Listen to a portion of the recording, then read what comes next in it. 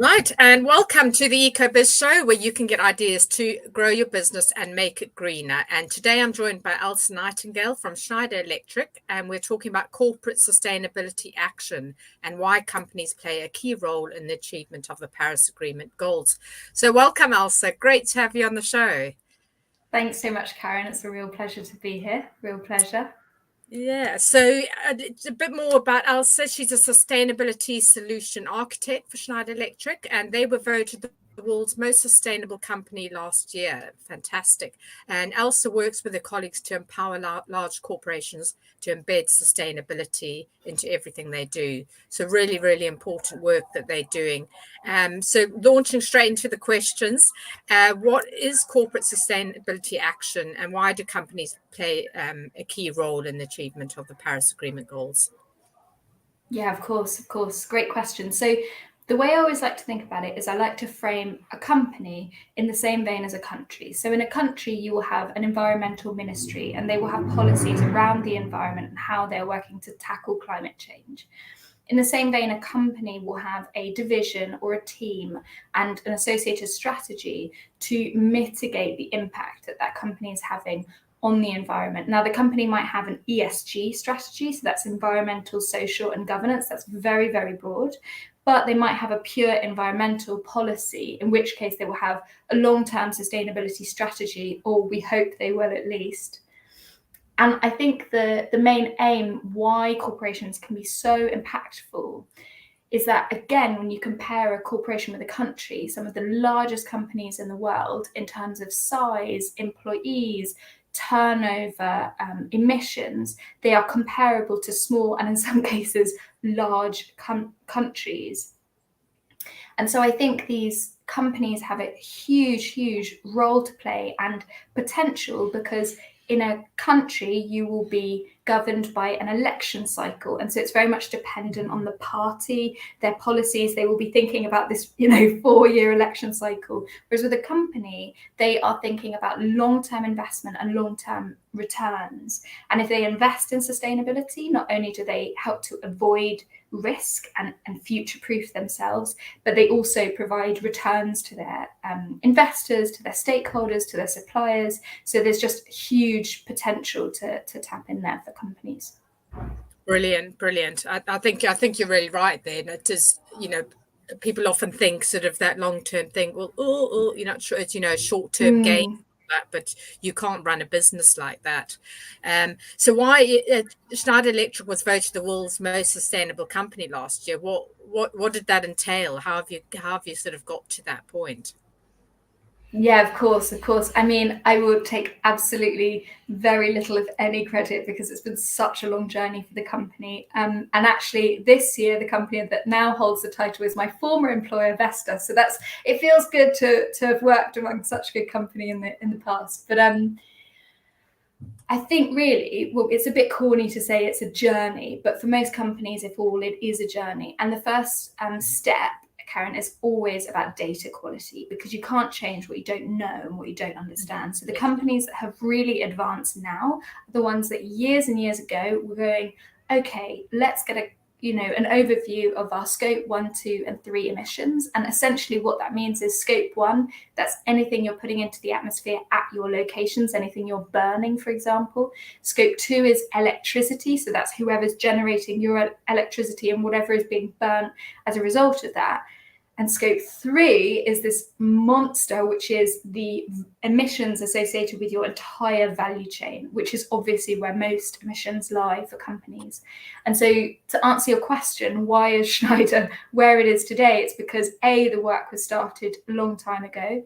B, sustainability is really embedded in the products that we sell, the services that we deliver. We have buy-in from top management. That is always my number one recommendation to clients we work with, is you have to have buy-in from the CEO and all of the C-suite. Otherwise, you just cannot get things moving as quick as you want.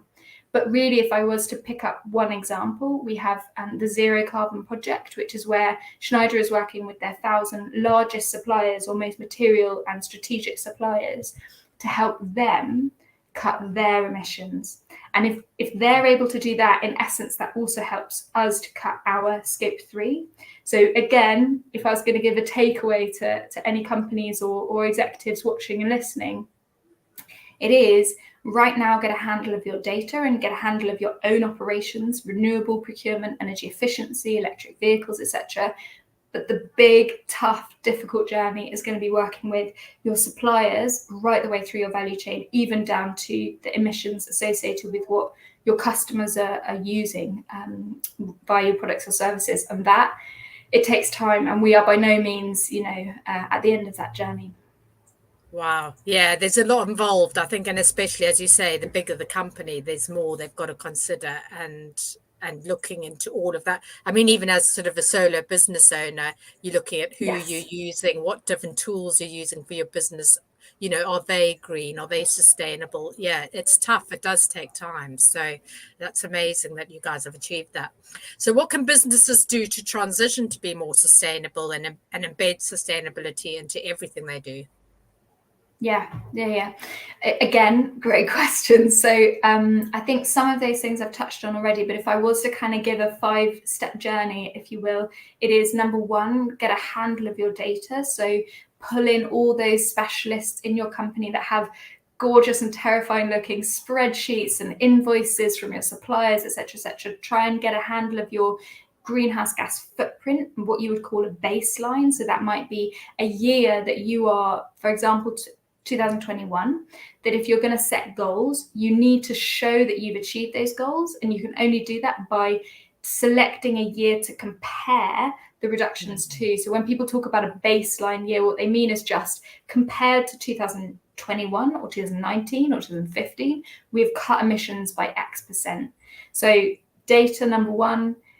Number two, get a North Star. Where do you want to go? For a lot of companies, that's net zero by 2050. It seems, nice and far away. It's not. That's a really ambitious goal. And also really get a handle on what you mean when you say net zero, carbon neutral, carbon negative, because these terms are flying around. And it's often, you yourself have worked in, branding and marketing, etc., and websites, that it can be very embarrassing for companies if they go out and make a statement and it's clear that they've convoluted some of the terminology because it is complex, right? Data, get a North Star, is it net zero, is it carbon neutral by 2030, etc. I often suggest to our clients that they work with the Science Based Target Initiative because, again, that's in line with the climate science needed to, again, prevent global warming from exceeding, ideally, 1.5 degrees above pre-industrial temperatures, or at least well below 2. Number three, rally the troops, get everyone together, get sign off from the C-suite, and make sure you get a budget, because you will see financial returns for a lot of these things, especially efficiency, but you need to make the initial investment. Number four, get your business case really clear. There is huge risk for companies that are not complying with legislation at the EU level, at the global level, at the national level. There's legislative incentives to take advantage of. There's a lot more sticks and carrots coming. And then the fifth is the more fluffy, but it's really about your employees and your stakeholders and all of those actors in your value chain. Create something they can buy into and that will help them to deliver on their goals for their stakeholders, because everyone has a job to do. So they're my 5, I reckon. Brilliant. That is a really, really good list and some really good tips and insights, at least to give people a framework to start looking at. And then, if they need the help, then they can reach out to people to help them do that. So what is your top eco tip? I know this is probably a hard one because you've probably got many, but if you can maybe give us your top one or maybe your top 2. Yeah, that's a really good one. I think for consumers, for day-to-day consumers, this is going to sound like a negative one, but interrogate claims that you are reading. When something says, this is sustainable, this is eco-friendly, interrogate what that means, because often now we are starting to see, I think Kourtney Kardashian just became the sustainability ambassador for Boohoo, which is a fast fashion brand. Interrogate what that means if she's launching a fast fashion brand. Interrogate what that means and don't take a claim at face value, because there's certain terms that are,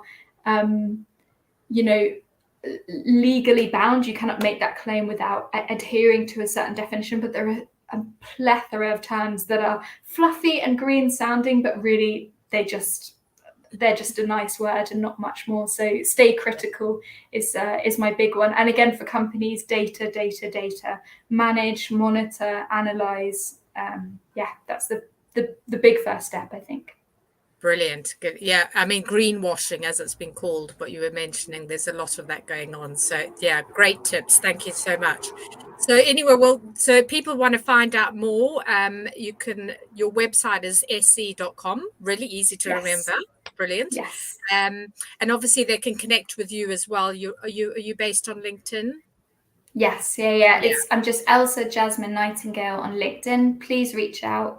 We like to speak to medium, especially large companies that are looking to advance their sustainability strategies or work across ESG in general. And I would also encourage anyone who's looking for their next opportunity to look at the Schneider Electric careers page, but in particular the division I work in, because I'm very biased.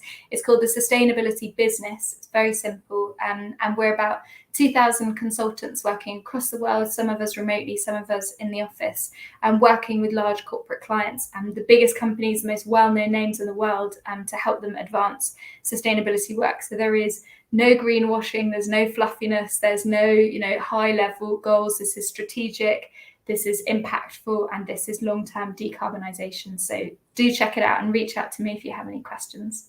Brilliant. Thank you. Doing such amazing work. Thank you so much. And thank you for joining us. Really a pleasure to have you on the show. Thanks for having me, Karen. It was great. It was a real pleasure, and keep on going with your work. It's really inspiring for lots of people. Oh, thank you so much. Thank you so much. And for those of you who are watching, catching up on the replay as well, obviously you can see the details again below in the description. Do sign up and subscribe to YouTube, or you can sign up to my weekly newsletter and have it delivered straight to your inbox with further links and information. So thank you so much, and we will catch you at the same time.